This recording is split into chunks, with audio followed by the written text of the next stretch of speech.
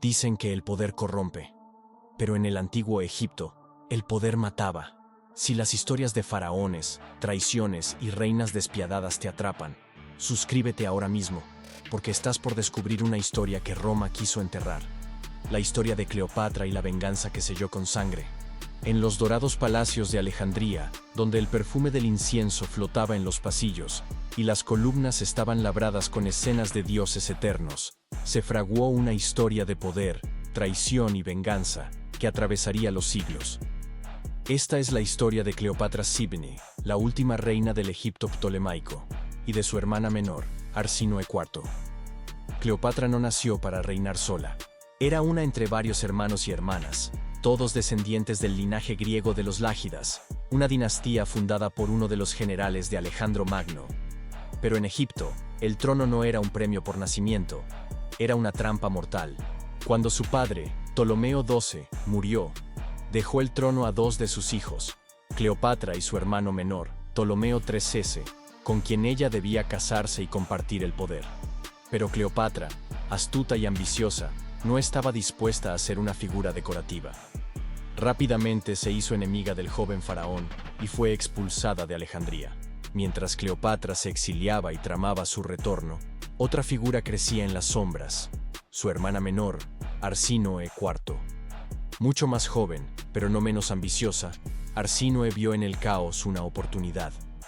Aliándose con los enemigos de Cleopatra dentro del palacio, se proclamó reina y lideró la resistencia contra los romanos que habían venido a apoyar el regreso de Cleopatra. Entre ellos, Julio César. La batalla del Nilo fue sangrienta. César, con Cleopatra a su lado, aplastó las fuerzas de Ptolomeo XIII, quien murió ahogado intentando huir. Cleopatra recuperó su trono, y Arsínoe fue capturada. En Roma, Arsínoe fue humillada. Desfiló como prisionera en el triunfo de César, una ceremonia cruel donde los vencidos eran exhibidos como trofeos. Pero su vida fue perdonada. Fue exiliada a Éfeso, en un templo consagrado a Artemisa, donde vivió vigilada pero en relativa paz. Pero Cleopatra no perdonaba. Su hermana seguía siendo una amenaza. Los enemigos de la reina en Roma, entre ellos los partidarios de los republicanos y los que querían socavar el poder de Marco Antonio, comenzaban a hablar de Arsínoe como una alternativa legítima al trono de Egipto. No podía permitirlo. Años después, cuando ya era amante de Marco Antonio y compartía con él el poder sobre Oriente, Cleopatra actuó. Usando su influencia, convenció a Marco Antonio de ordenar la ejecución de su hermana en suelo sagrado. La sangre de Arsínoe manchó los peldaños del templo de Artemisa, desafiando incluso las leyes sagradas del asilo. Aquello fue más que un crimen, fue un mensaje. Nadie desafiaría a Cleopatra y viviría para contarlo. Su venganza fue calculada, fría y definitiva. Así terminó la historia de Arsínoe IV, la última rival de Cleopatra. No murió en batalla, ni en la prisión de Roma, sino como víctima de una hermana que transformó el trono de Egipto en un juego de supervivencia. Cleopatra, la reina legendaria, sabía que el poder absoluto no se hereda, se toma, y si es necesario, se defiende con sangre.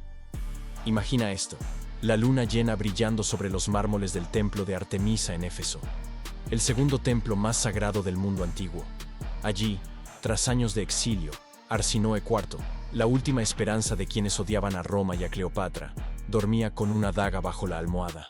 Ella lo sabía, no estaba a salvo. No lo había estado ni un solo día desde que su hermana recuperó el trono. Lo que no sabía era que la muerte ya estaba en camino. Cleopatra, la reina de los 1000 disfraces, no había olvidado la humillación de su hermana, ni su falsa coronación, ni su alianza con los enemigos del imperio. No bastaba con el exilio. El trono de Egipto solo tendría una reina viva.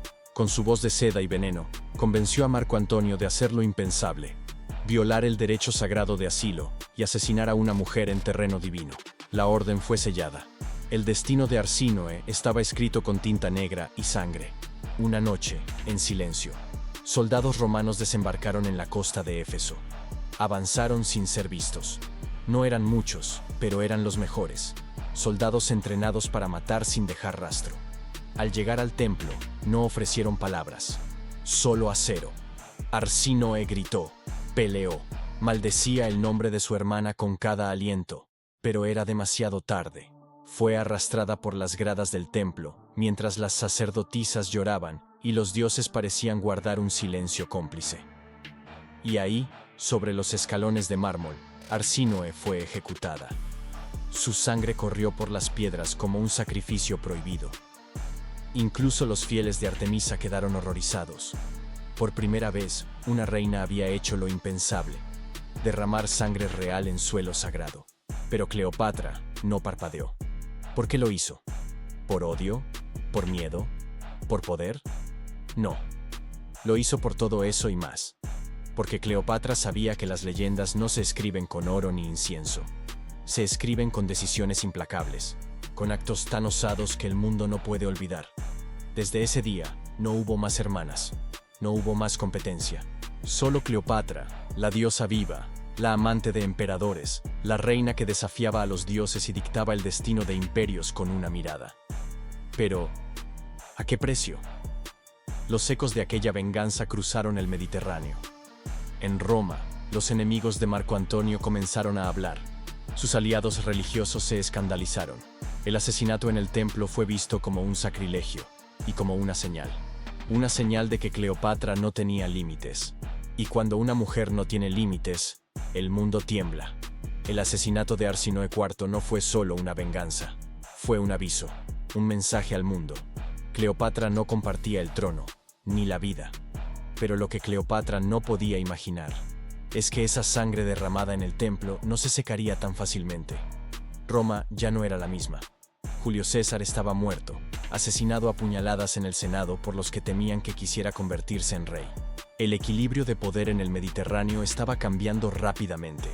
En medio del caos surgió un nuevo rival: Octavio, hijo adoptivo de César, joven, astuto, frío como el mármol, y con un odio silencioso hacia Cleopatra, la mujer que había hechizado a su padre y que ahora manipulaba al hombre más poderoso de Oriente, Marco Antonio. Cleopatra había conquistado con seducción lo que otros no podían con ejércitos. Roma murmuraba que ella no era una reina, sino una bruja, una hechicera del Nilo. Los rumores ardían como antorchas. Marco Antonio ya no es romano, es egipcio.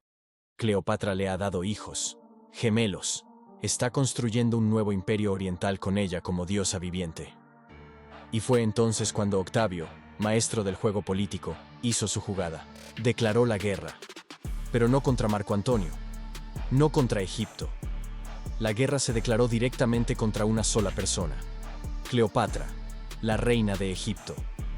¿Te imaginas eso? El mayor poder del mundo, acusando a una sola mujer de querer destruir la república.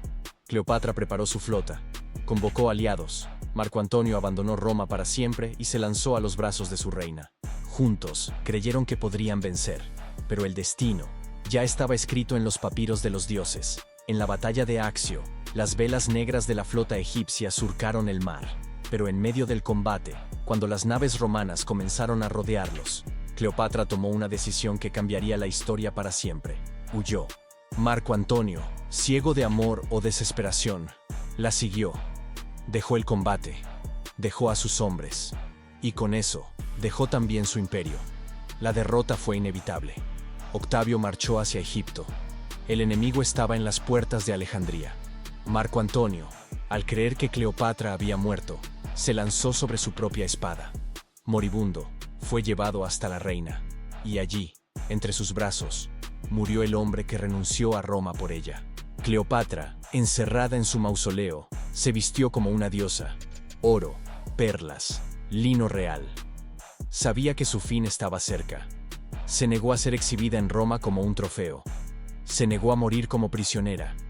Y así, en la más absoluta intimidad, según la leyenda, se dejó morder por una cobra egipcia, el símbolo de su corona, el ureo sagrado. Con ese acto, Cleopatra no fue derrotada. Se convirtió en inmortal. Las calles de la ciudad más brillante del mundo estaban en silencio. Ya no se oía el bullicio de los mercaderes, ni los rezos en los templos, ni las risas en los jardines colgantes del palacio. Cleopatra había perdido, pero no se había rendido.